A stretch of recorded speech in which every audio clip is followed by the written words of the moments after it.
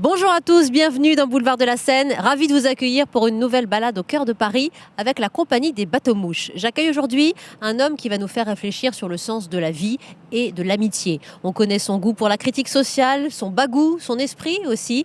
C'est Bruno Gassio qui nous rejoint avec notre trio de mariniers. C'est parti.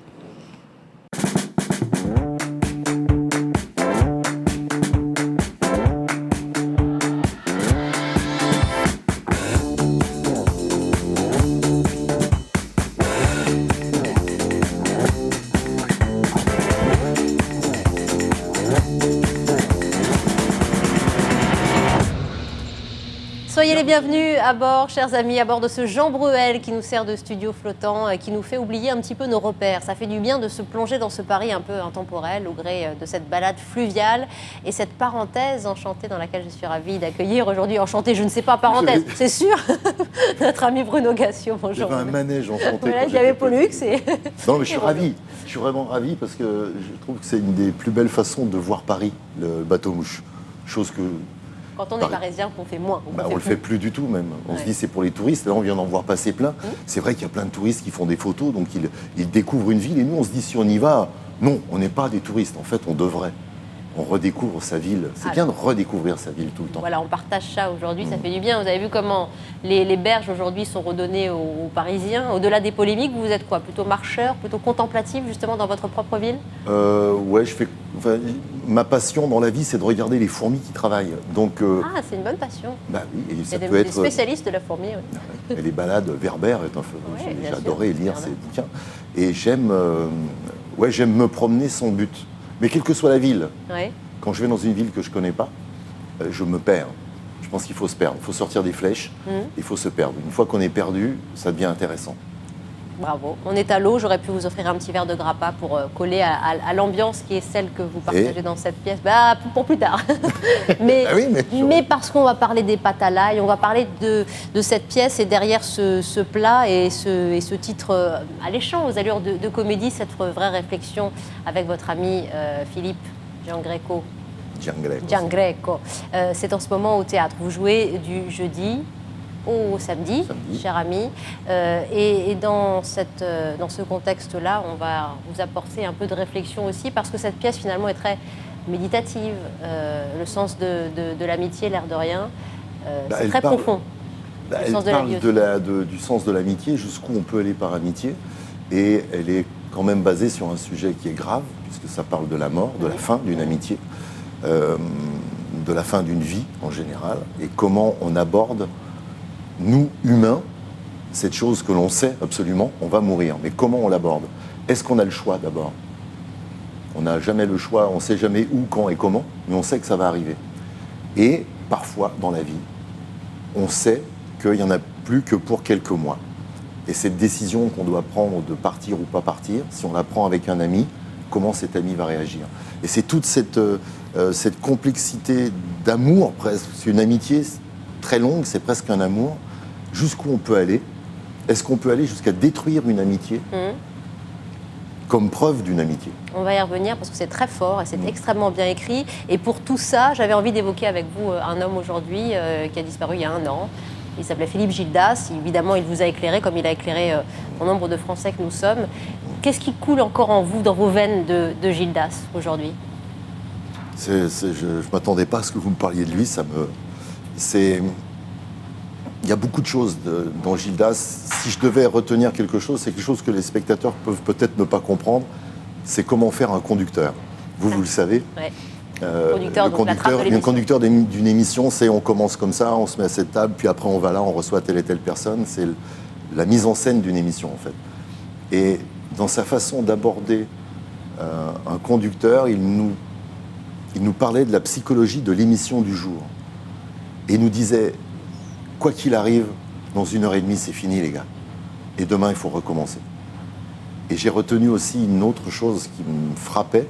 Je me disais, comment tu peux recevoir un prix Nobel et Enrico Macias et à chaque fois avoir l'air d'être devant la personne la plus importante de ta vie? Il me disait, parce que c'est vrai. Pendant cette heure où cette personne est devant moi, elle est la plus importante de ma vie. Dans 1 heure, il sera parti et moi, j'aurais oublié qui c'était. Et demain, je saurai plus ce qu'on a fait comme émission. Mais l'important, c'est d'être dans l'instant. Et j'ai toujours trouvé ça... je me suis toujours dit, quand on fait quelque chose, soit dans l'instant. Après, on s'en fout. Avant, on s'en fout. Mais pendant le moment où tu le fais, fais-le bien. C'est une question d'authenticité, de politesse aussi, parce qu'il l'avait, cette politesse, et de sincérité qu'on retrouve dans votre pièce, qu'on va aborder maintenant. Merci pour ce petit face-à-face. Regardez maintenant un objet qui vous raconte. Alors évidemment, on va tourner autour de la gastronomie, on y reviendra. C'est Machin Chose, petit format produit par la Société des artistes, l'Adami, et c'est pour vous, Bruno Gassio. Ceci est un plat de pâtes. C'est avec lui que Bruno Gassio passe d'auteur à interprète. Fils d'un maçon italien, Bruno Gassio aime les pâtes. Et quand il monte à Paris pour vivre de sa plume, ça n'est pas par dépit qu'il en mange tous les jours. Engagé comme auteur pour le Petit Théâtre de Bouvard, l'envie lui prend de jouer la comédie. Pour se donner de l'élan, il se taille sur mesure un personnage de Roméo qui croit que le torticolis est un plat de pâtes. Heureux sur les planches, il laisse pourtant ses velléités d'interprète de côté pour devenir l'auteur des Guignols de l'info et manger des pommes pendant 10 ans. Et si la chaîne cryptée s'offre sa pâte pour un quart de siècle, l'auteur finit par quitter le navire. Il peut alors retourner au théâtre et jouer une pièce qu'il appelle « Les pâtes à l'ail ». Tout est vrai, cher Bruno Gassio, même le torticolis ? Je ne me souviens pas. L'évocation du sketch, c'est un sketch que je faisais avec Michel Bernier. Ah, c'est drôle. La mère de mes 2 premiers enfants. Bah, voilà, une petite part de nostalgie pour raconter aussi votre parcours, qui est au fond assez présent dans cette pièce aussi, qui vous raconte d'une certaine manière, que vous avez vu, cher ami Jean-Noël Mirand. Oui. J'ai adoré, parce que c'est une comédie qui aborde un sujet grave. Et la gageure de ce spectacle, c'est justement d'arriver à être léger tout en étant profond. On est sur le fil à un moment. On se dit qu'est-ce qui va se passer, et il y a vraiment presque un suspense psychologique. C'est beau, hein, bien raconté. Dans ce face-à-face, avant votre coup de cœur qui arrive dans un instant. Les gens peuvent y aller en confiance. C'est dommage, c'est que 3 jours par semaine, vous pourriez quand même jouer toute la semaine. Alors ça va dépendre. Jusqu'au 31 décembre. Mais ça va dépendre des gens aussi. C'est-à-dire que si tout d'un coup il y en avait énormément, on rajouterait probablement. Il y a vraiment une écoute dans cette pièce. À un moment, on entend les mouches voler. Oh, c'est terrible. Et après, les rires partent comme ça par vagues. Chacun, je pense, se projette à travers cette histoire. On a tous vécu ça. Enfin, on a tous perdu des êtres chers. On savait qu'on allait perdre quelqu'un à un moment, et je pense que ça vibre. On a 2 types de salles. C'est assez marrant. Marrant. Le début de la pièce est très léger. C'est quelqu'un qui arrive, il amène du vin, on dit des bêtises, il a rendez-vous avec une fille après. C'est totalement anecdotique. Et puis à un moment, il y a le mot cancer. Et à partir de ce moment-là, il y a un blanc. Alors, évidemment, il y a un silence pendant 1 minute 30, 2 minutes. Mais personne ne tousse. Même les malades, ça s'arrête. Et après ça, il y a une blague au bout de 1 minute 30. Et à cette blague, à la façon dont la salle réagit, on sait si on va avoir une salle qui va rire très fort ou qui va être gênée en se disant on ne peut pas rire de ça. Et il y a des salles qui font mais quand même. Et c'est très très marrant, comme s'il y avait une décision collective d'une salle de dire non, aujourd'hui vous allez nous montrer votre pièce, mais nous on va rire parce qu'il y a des choses qui sont drôles, mais modérément. Et puis il y a d'autres salles, ils y vont. Ah voilà, on se cogne en tout cas. C'est pour ça que ce qu'on appelle le spectacle vivant, c'est jamais pareil d'un soir sur l'autre. C'est vrai. C'est la beauté des choses, mon ami maestro. Je ne vous ai même pas présenté mes acolytes. Yvan Allouin et son coup de fin du jour. Oui, nous, après les pâtes, on va passer au dessert. C'est la tarte au citron de chez Nanan, rue Keller. Délicieux. Chez Nanan, très bien. Nanan. Bon, la recette dans un instant. Frédéric Sigrist, bonjour. Oui. Bonjour Wendy, et ne croyez pas que je n'ai pas vu cet accent italien que vous venez d'essayer de faire. Il faut le refaire, là. Et voilà, il y a la Convention de Genève qui vient de... Ils ont appelé, il y a Berlitz qui a appelé, ils ont dit non. Il va nous parler italien, il chante même en italien americano. Américain. Oui. Alors c'est pas de l'italien. Non, c'est du napolitain. Napolitain. C'est très beau. Non, c'est pas la même chose. Non. Mais j'aurais pu amener ma guitare. C'est ce que je lui ai demandé. Mais monsieur venant à moto. Mais oui, je suis en moto, je n'ai pas la housse, il fallait que je passe au théâtre, après j'ai un rendez-vous. Non, mais vous auriez pu louer une guitare, ça ne vous coûtait pas grand-chose. Vous demandez à quelqu'un d'en amener une. Ça va être de notre faute maintenant. C'est ça pour dire que vous chantez très bien. C'est ce que je voulais vous dire. Voilà. Et qu'on partage aussi cette convivialité autour de ces valeurs. Vous venez de citer le vin, la grappa, ce plat de pâtes à l'ail qui vous raconte tellement. Ça, c'est un vrai truc entre vous et Philippe Giangreco, votre copain d'enfance. On a toujours fait ça. On a toujours fait Vraiment ça. Aussi longtemps. Mais ma grand-mère les faisait, sa grand-mère les faisait, ses parents les faisaient. Nos parents se connaissaient. Je l'ai connu, j'avais 5 mois, il en avait 3, donc ça crée une espèce d'intimité très très proche, très petit. Ouais. On s'est vus tout nus très petits. Et dans toute notre vie, on a fait des dîners et on a toujours partagé avec nos amis, enfin lui avec les siens, parce qu'il avait des amis de son côté, moi du mien, on a toujours fait des pâtes. On ne fait pas que des pâtes à l'ail, c'est pas vrai. On fait aussi des pâtes vertes, on fait des pâtes, moi je les aime bien à la poutanesque, parce qu'il y a avec il y a des œufs de poisson, la boutargue, les œufs de poisson. Voilà, c'est ça. Ouais. C'est magnifique, c'est très bon. Donc j'ai une douzaine de recettes de pâtes que je fais régulièrement. Et les pâtes à l'ail, c'est ce que je fais à Philippe. Un jour, il m'a fait rire parce qu'on ne s'était pas vu pendant longtemps, il ne devait pas être là. Et il me dit, mais ça fait combien de temps que tu ne m'as pas fait de pâtes à l'ail? Mais genre, c'était ma femme, quoi. Je dis, non, oui, ça fait longtemps. Il dit, tu m'en fais plus. Et j'ai appris que tu en avais fait. Oh, ça va. Et là, vous êtes accroché à ça, vous avez dit, ça peut être le point de résumé aussi de cette amitié. Alors, quand je fais des pâtes à l'ail à quelqu'un qui est un peu sensible du palais, je mets 2 gousses. Et quand je les fais à Philippe, je mets une tête. D'accord. On n'est que 2, je mets une tête d'ail entière. Et pour moi qui suis allergique à l'ail, vous avez une recette, éventuellement? Je ne sais pas comment. On peut faire la cuisine italienne sans ail. Qu'est-ce qu'on peut mettre à la place? L'origan, une petite relève un petit peu. Avec des herbes, origan. Oui, on peut mettre des herbes, un peu de tomates, un peu de viande. Voilà. Des piments. Ah oui. À l'arrabbiata. Émission culinaire. Oui, à l'arrabbiata aussi. Mais il y a dans la pâte à l'ail, on met de pépéroncini. Raymond Olivier, bonsoir. Non mais alors, on peut manger des pâtes à l'ail et à la tomate. Et c'est ce qu'on fait dans la pièce. À un moment, on fait scarpetta. Et scarpetta, c'est manger ce qu'il y a au fond du plat. Et quand on fait des pâtes à l'ail, généralement, il faut les faire avec des spaghettis, évidemment. L'ail tombe au fond du plat à un moment. Et quand on a toute cette huile, tout ce condensé d'ail, de bout de pâte au fond, là, on prend 1 ou 2 cuillerées de sauce tomate, on met dedans, on remue, on sort une baguette, on trempe dedans et c'est merveilleux. Avec un verre de vin, il n'y a pas meilleur. Voilà, le goût des autres, Bruno Gassio nous en parle. Non, mais alors, la pièce peut faire l'impasse, mais la bouffe, je peux pas. En tout cas, après la pièce, on a envie d'aller manger des pâtes à l'ail. Ça va, vous nous donnerez votre adresse. Ouvrir un restaurant à côté spécialisé. Vous nous donnerez vos adresses fétiches dans un instant. C'est pas con, on va faire ça. On va faire ça. Les pâtes à l'ail, nouvelle scène, la scène parisienne. À la scène parisienne, c'est la grande façade rouge à côté des Folies Bergères. Voilà, exactement. C'est du jeudi au samedi, au moins jusqu'au 31 décembre. Et il ne tient qu'à vous, chers amis, de prolonger encore le plaisir. On va faire avec vous un petit point sur une actrice que vous aimez beaucoup, qui nous parle d'hommes et de femmes. Une actrice que j'aime beaucoup, puis c'est un sujet qui vous plaît beaucoup. Oui. Les femmes de cœur, ça vous rappelle quelque chose. Et le livre que publie Catherine Jacob avec un journaliste de Nice Matin qui s'appelle Franck Leclerc est un peu dans cet esprit-là. C'est-à-dire que c'est un hommage rendu à une trentaine de femmes d'exception dans des domaines très différents. J'en ai choisi 2 pour vous, Wendy. Une que vous adorez, c'est Brigitte Bardot. Et une autre qui n'a rien à voir avec Brigitte Bardot, c'est Édith Cresson. Toutes ont des parcours absolument exceptionnels. C'est pas un livre contre les hommes, c'est un livre avec les hommes, comment les femmes se sont révélées dans leur carrière. C'est un livre très intéressant qui est fait sous forme de conversation. Et pour Catherine Jacob, ce sont des débuts, non pas d'écrivain, mais en tout cas, elle a pris la plume, elle les a d'abord écoutés, puis après, il a fallu retranscrire toutes ces conversations, et ça donne ça. Hommes-femmes, ce qu'elles en disent, c'est aux éditions Pygmalion. Et Catherine Jacob nous avait donné rendez-vous du côté de Montparnasse, à la Closerie des Lilas. Je ne sais pas si on y mange des pâtes à l'ail, mais enfin, c'est pas mauvais non plus. Rencontre.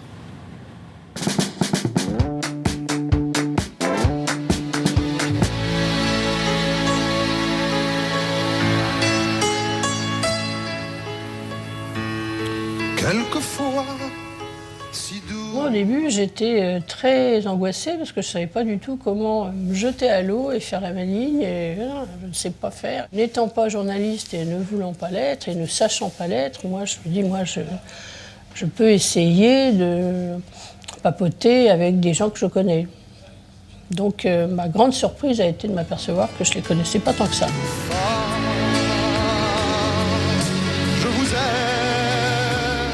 Avec la beauté infernale qu'elle avait tous les pouvoirs. Des bébés phoques en plus, Des manteaux de fourrure pour les connes. Elle s'est aperçue qu'en animal traqué, sa cause était plus vaste. Et donc, ça fait 50 ans quand même qu'elle a tout mis sur la table. 50 ans à défendre des horreurs, des comportements, des abjections. Moi, je voulais pas que ça se passe en dessous de la ceinture. Je voulais des grandes filles qui avaient réussi par leur travail et pas par... Je vous recommande d'ailleurs l'interview d'Édith Cresson, par exemple, pour laquelle rien n'a été simple. Édith Cresson, qui raconte un parcours extrêmement varié, extrêmement dur, et qui a été ministre plusieurs fois avant d'être Premier ministre. Ce sont des femmes faramineuses, quoi, auxquelles on doit quand même un respect et on peut se balayer devant sa porte, devant des réussites comme ça. Ce sont des femmes extrêmement bosseuses. Ah oui, voilà, c'est des femmes, je peux fermer la bouche comme ça, si ça vous plaît, ce genre de livre, Bruno. J'adore les parcours de femmes. Je vis avec une féministe qui est en train d'écrire un spectacle sur justement de Lucie à Nabila, où est-ce qu'on a merdé les filles, en gros. Qu'est-ce qui s'est passé dans le parcours. Et j'ai appris, à travers le livre tous les livres qu'elle m'a fait lire, que derrière chaque homme, en fait, il y avait plus qu'une femme. Il y avait une idée volée par un homme. Qu'une femme avait eu, un homme lui a volé l'idée. Parce que les hommes pouvaient être dans la littérature, la science et dans tout, alors que les femmes, non. Mais souvent, c'est les femmes qui avaient des idées. Féminicide, état coupable, justice complice. Voilà. On ne l'a pas fait exprès, ça tombe là. C'est un tag sur les berges. En tout cas, des femmes qui s'illustrent dans des domaines très différents, parce qu'il y a aussi Claudie Aigneret, Ariane Massenet et beaucoup d'autres. Des domaines très variés, quoi. C'est intéressant de l'avoir dans cet exercice aussi, hein, avec son regard féminin. Je ne sais pas si elle est féministe, mais son regard féminin qui n'est pas en dessous de la ceinture. Elle n'oppose pas les hommes aux femmes, je crois que c'est c'est ça c'est un complément. Merci. Vous n'êtes pas obligé de parler comme elle. C'est aux éditions Pygmalion. Ça va comme ça? Vous le faites très bien. Oui, en fait, depuis tout à l'heure, il a envie d'imiter Chirac. Oui, je vais te montrer une photo. Je ne peux pas faire... Devant Bruno, je peux pas. Une photo de Jacques Chirac. Je peux pas faire Jacques Chirac. Et tout de suite, tu vas te replonger dans la campagne de 95. Tout le monde. Tout le monde imite. C'est obligé, c'est obligé. Il y a dans ce pays une fracture. J'ai adoré le faire. Personnage culte. Je l'ai imité, Chirac, pendant 16 ans. Oui, vous qui avez été auteur pendant 16 ans, voilà. Et donc, forcément, on était dans sa peau. On faisait la lecture pour les manipulateurs et les imitateurs et le metteur en scène. Et c'est moi qui faisais la lecture. Ouais. Et donc, à chaque fois, j'imitais mal M. Chirac. Et Lecoq se foutait de ma gueule. C'était merveilleux. On a le plaisir, car c'était vos débuts, cher Bruno, de vous retrouver sur scène, alors dans l'interprétation de cette pièce qui fait vibrer et qui est vraiment poignante, parce qu'au-delà de la farce et de la comédie, il y a évidemment cette réconciliation de toutes les thématiques, de la vraie amitié, de l'amour inconditionnel, de ce qu'on peut faire pour l'autre, jusqu'à quel point, la réflexion sur la mort aussi. Regardez un petit extrait avec votre ami Philippe Giangreco qui partage l'affiche. Alors, on mange des pâtes, on boit un coup de Barolo et au café, je te tue. Et après, je rentre chez moi. Tu vas faire l'américain, américain, américain. C'est un mec qui t'en va. Ah, c'est baby, whisky and soda. Poi te senti disturbato. Je pense à un truc, là. T'as des tomates? Pourquoi tu veux tes tomates, toi? Facciamo come sempre, aglio, olio et peperoncini. Pourquoi tu veux changer? Bah, pour changer. Allez, hein? Tu lui mentais pire qu'un député et elle voyait rien. Quoi? Je n'ai jamais menti. Je ne lui mentais pas. J'étais flou. Tu sais ce qui me fait de la peine? C'est que toutes nos histoires, là, les racontables, les pas racontables, bah, tu pourras plus les raconter à personne. Elles vont disparaître avec moi. Alors on sent le talent de scénariste du copain Philippe et puis votre talent d'écriture aussi. Vous avez vraiment écrit à deux mains, tous les deux. On était trois. Il y a Jean-Carole Larrivé qui a fait la mise en scène et qui est un pote qu'on connaît depuis 35 ans seulement, j'allais dire. Et il a enlevé la pudeur qu'il y avait entre nous. On se connaît trop et on avait du mal à dire certaines choses. Et lui, il est arrivé au milieu en disant, les gars, vous êtes dans le pédiluve, il va falloir aller dans le grand bain et on va y aller, on va dire les choses. Ouais. Et là, on est juste sincère et vrai. On n'est pas faux quand même, on n'est pas mauvais. Mais on n'a pas cette technique. Parfois on bafouille, parfois on n'est pas dans la bonne respiration. On s'en fout. Comme dans la vie, Comme dans la vie. Et je crois que les gens, enfin le soir où vous y étiez, les gens nous font un truc qui est étonnant, quoi. Monsieur Frédéric Sigrist. Oui, alors, Gassio est à vous. Oui, aujourd'hui on reçoit Bruno Gassio et c'est toujours gênant d'être face à quelqu'un qu'on aime beaucoup. Hein, c'est ce que doit se dire Emmanuel Macron chaque matin quand il se croise dans la glace. Et je vous aime Bruno Gassio. Alors, pas d'un amour qui gênerait la manif pour tous, quoique avec une lumière tamisée, 3 grammes d'alcool dans le sang, un geste qui en entraîne un autre. Qu'est-ce qui peut arriver? Je pourrais me laisser faire. Voilà. Non, mais je vous aime de l'amour d'un septuagénaire aux cheveux mauves, au premier rang d'un concert d'André Rieu, je suis fan. Vous êtes un des papas de l'âge d'or des guignols de l'info. Alors vous savez, les guignols, ce sont ces marionnettes de Lactex qui, pendant des années, ont fait rire la France en disant des conneries, un petit peu comme Ariel Dombal, mais sans BHL. Et vous avez grandi à Saint-Étienne, la ville des Verts qui sont entrés dans l'histoire, alors que Montreuil, c'est la ville des Verts qui en sont sortis. Très jeune, vous découvrez... Oui, il y a un deuxième niveau de lecture. Très jeune, vous découvrez la CGT. À 16 ans, vous vendez du hashish. Bref, c'est le parcours traditionnel d'un homme de gauche. Et on vous retrouve ensuite dans la Drôme en tant que chevrier fromager. Oui. Et en fait, vous êtes un peu la ZAS vintage. Parce que la suite logique, c'était la ZAS de Notre-Dame-de-Lande. Et un potager participatif, absolument pas Canal+, logiquement. Alors, je sais pas, peut-être que ça nous permet de garder espoir. Peut-être que Éric Zemmour va terminer sa carrière en faisant des chroniques altermondialistes dans le journal La Décroissance. On ne sait pas. Voilà. En 1992, vous devenez co-auteur des Guignols de l'Info, une satire du monde politique qui est désormais rebaptisée CNews. Vous avez également écrit des seuls en scène pour Patrick Timsit, ce qui va me permettre de vous poser une question qui va me faire gagner 20 secondes sur ma chronique. On appelle ça la technique dite du Christophe Barbier, c'est-à-dire tes questions, c'est tellement du vent que tu as besoin de mettre une écharpe. C'est Bruno Gassio, peut-on rire de tout? Voilà. Oui. Il faut savoir que si on replantait un arbre, à chaque fois qu'un journaliste pose cette question à une personnalité, la totalité de la population chinoise pourrait rouler en SUV. Et à chaque fois qu'un artiste répond en citant des proches, oui, mais pas avec n'importe qui, le pauvre Pierre fait l'hélicoptère avec son scrotum au Père Lachaise. Bruno Gassio, vous êtes avec nous pour faire la promotion des pâtes à l'ail. Alors, ce n'est pas une émission de télé-réalité où Philippe Echtebès met en PLS quelqu'un qui aurait raté des omollets. Non, c'est une pièce de théâtre qui parle de ce que l'on est prêt à faire par amitié. Et c'est vrai, l'amitié, c'est pas rien, ça engage. Moi, par exemple, il y a quelques années, j'ai une amie qui un jour m'a demandé de lui rendre un service. Et désormais, ce service, il porte du 12 ans et il m'appelle papa. Je vois quand vous aimez les autres. Ah oui, mais là cette admiration. Merci. Mais j'ai pratiqué l'exercice pendant un moment, c'est difficile. Bah merci pour lui, merci pour et merci pour Christophe Barbier que nous aimons néanmoins avec ou sans écharpe. Peut-être pas réciproque. C'est bien. Le pâte à l'ail, un titre léger pour appeler à la comédie, pour désarçonner le public aussi. C'est très réussi, c'est jubilatoire et c'est poignant, on peut le dire vraiment. Du jeudi au samedi au théâtre de la Seine parisienne. On vous suit pour le dessert ensuite. Et oui, on va parler d'un dessert, du dessert peut-être préféré des Français, la fameuse tarte au citron. Ah non, c'est pas bon. C'est pas bon la tarte au citron? Pourquoi c'est pas bon la tarte au citron? Comment lui pourrir son entrée? Non, c'est pas bon. Non, c'est le dessert, c'est pas l'entrée.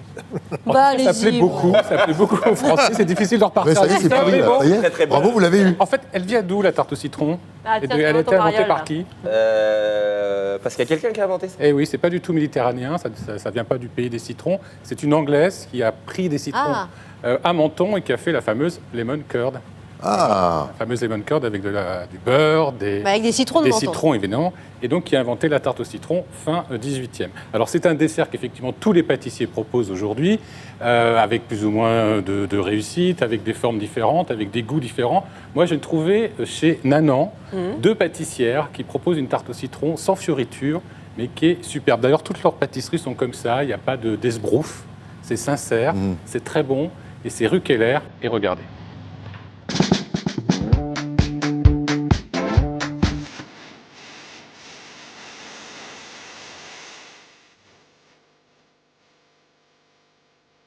Non, c'est un mot de français un petit peu vieilli, qu'on a trouvé dans le dictionnaire, un peu par hasard, et qui veut dire une petite gourmandise, notamment pour les enfants.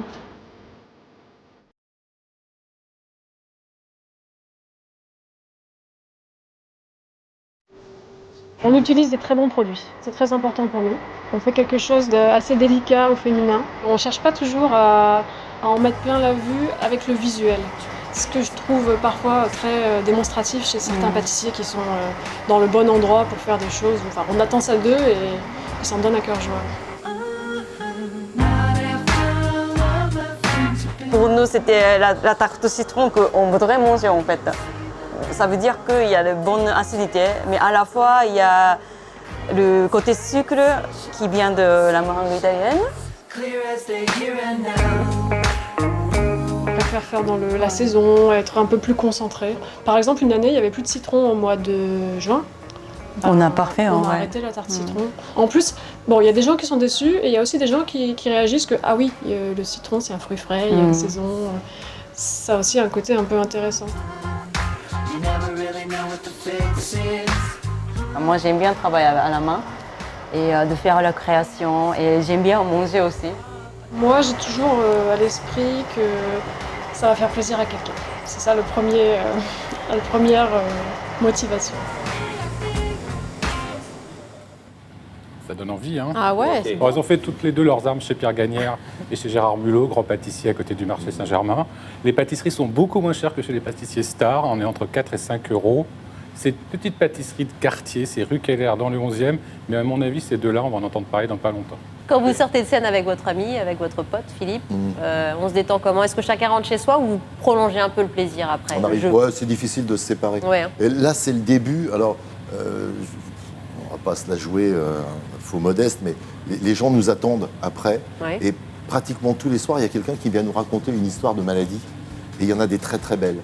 Et il y a une dame qui est venue nous voir et on est resté avec Philippe pour parler avec elle très longtemps. Elle nous a dit mon père avait un cancer, j'étais enceinte, il n'a pas voulu mourir avant que sa petite fille naisse. Et bien ça fait 23 ans maintenant. Ah, c'est magnifique. Ah, le mec n'a pas voulu mourir et il n'est pas mort. Donc ça veut dire que l'espoir que nous on veut mettre dans la pièce, plus la sincérité, ça fait qu'à la fin, on a un truc pas si mal que ça. Et c'est une très belle réussite. Merci beaucoup, Bruno Gassio, d'avoir partagé les pâtes à l'ail à la scène parisienne à Paris. Merci pour votre coup de cœur. On peut remontrer le livre, Catherine Jacob. Ce qu'elles en disent. Merci, les amis. Vive la tarte au citron et la mousse au chocolat pour eux. Ciao.